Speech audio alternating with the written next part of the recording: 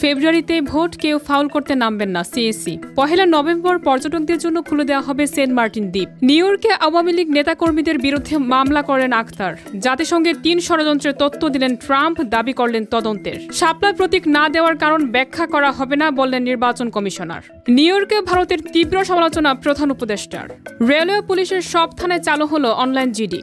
ফেব্রুয়ারিতেই vote, কেউ foul করতে নামবেন না বললেন প্রধান নির্বাচন কমিশনার। জাতীয় নির্বাচনের আগে সব গোলমাল ঠিক হয়ে যাবে এবং লেভেল প্লেইং ফিল্ড তৈরি করা হবে, এমন কথা বলেন প্রধান নির্বাচন কমিশনার এএমএম নাসির উদ্দিন। রমজানের আগে ভোটের জন্য চূড়ান্ত প্রস্তুতি চলছে। ভোটের 2 মাস আগে তফসিল ঘোষণা হবে। কেউ ফাউল করতে নামবেন না। 1971, 1996, 2008 সালের ভোটের আগেও গোলমাল হয়েছিল মন্তব্য করে সিএসি বলেন, নির্বাচনের সময় এলে সব ঠান্ডা হয়ে যাবে। সবার জন্য সমান সুযোগ তৈরিতে সর্বশক্তি দিয়ে নামবে ইসি। 1 নভেম্বর পর্যটকদের জন্য খুলে দেওয়া হবে সেন্ট মার্টিন দ্বীপ। প্রতিদিন 2000 পর্যটক সেন্ট মার্টিন যেতে পারবেন। এই সুযোগ থাকবে আগামী ফেব্রুয়ারি পর্যন্ত। শুধু শেষ 2 মাস অর্থাৎ জানুয়ারি ফেব্রুয়ারি মাসে রাতে সেন্ট মার্টিনে থাকা যাবে। পরিবেশ, বন ও জলবায়ু পরিবর্তন মন্ত্রণালয়ের সিদ্ধান্ত মতে সেন্ট মার্টিন দ্বীপের 9 মাস ফেব্রুয়ারি থেকে অক্টোবর সেন্ট মার্টিনে পর্যটক ভ্রমণ বন্ধ থাকবে। দ্বীপের বাসিন্দা ও পর্যটন সংশ্লিষ্ট ব্যবসায়ীরা এই সময়ে 28 ফেব্রুয়ারি পর্যন্ত বাড়ানোর দাবি জানালেও সিদ্ধান্তের কোনো পরিবর্তন হয়নি।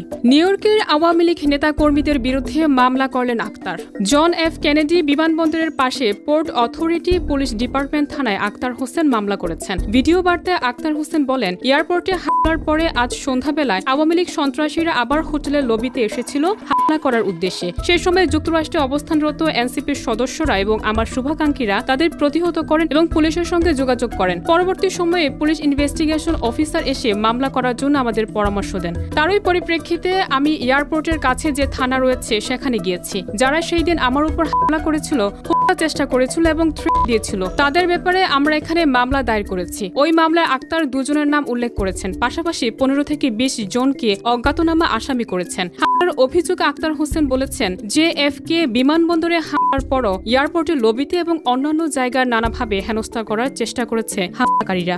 শাপলার প্রতীক প্রথমে নাগরিক ঐক্য চেয়েছিল, তাদের দেওয়া হয়নি। পরে জাতীয় নাগরিক পার্টি চেয়েছে, তাদেরও দেওয়া হয়নি। শাপলার প্রতীক কেন দেওয়া হবে না তার ব্যাখ্যা দিবে না নির্বাচন কমিশন। সংসদ নির্বাচনের অগ্রগতি নিয়ে নিজ দপ্তরে সাংবাদিকদের এ কথা বলেন তিনি। এএমএম নাসির উদ্দিন বলেছেন, পিআর পদ্ধতি সংবিধানে নেই, এই পদ্ধতি আরপিওতে নেই। আমাদের যে পদ্ধতি আছে সেখানে সেই পদ্ধতিতে পিআর আরপিওতে নেই। আমরা আইন বদলাতে পারি না। নিউ ইয়র্কে ভারতের তীব্র সমালোচনা প্রধান উপদেষ্টার। যুক্তরাষ্ট্রের নিউ ইয়র্কে জাতিসংঘের সাধারণ পরিষদের অধিবেশনের ফাঁকে এক বৈঠকে ভারতের তীব্র সমালোচনা করেছেন প্রধান উপদেষ্টা ডক্টর মোহাম্মদ ইউনূস। তিনি বলেছেন, গত বছর গণবিপ্লবকে ভারত ভালোভাবে নেয়নি। এই কারণে ভারতের সাথে বাংলাদেশের সম্পর্ক খারাপ হয়েছে। এছাড়া আঞ্চলিক জোট সার্ককে পুনর্জীবিত করার ব্যাপারেও জোর দিয়েছেন তিনি। ভারতীয় সংবাদ মাধ্যম এনডিটিভি জানিয়েছে, যুক্তরাষ্ট্রের দক্ষিণ ও মধ্য এশিয়া বিষয়ক বিশেষ দূত সার্জিও গোরের সঙ্গে বৈঠকে ভারত সম্পর্কে বিভিন্ন কথা বলেন প্রধান উপদেষ্টা। সার্জিও গোরকে 1 মাস আগে ভারতের নতুন রাষ্ট্রদূত হিসেবে নিযুক্ত করেছেন মার্কিন প্রেসিডেন্ট ডোনাল্ড ট্রাম্প। মার্কিন এই উচ্চ পদস্থ কর্মকর্তাকে ভারত নিয়ে প্রধান উপদেষ্টা বলেছেন, ছাত্ররা গত বছর যা করেছে সেটি ভারত পছন্দ করেনি। এ কারণে ভারতের সঙ্গে আমাদের সমস্যা রয়েছে। ভারতীয় মিডিয়াগুলোর ভুয়া খবর পরিস্থিতি আরো খারাপ করেছে। ভারত থেকে অনেক ভুয়া খবর আসছে, তারা প্রোপাগান্ডা ছড়িয়েছে। গত বছরের গণবিপ্লব ছিল একটি ইসলামিক আন্দোলন।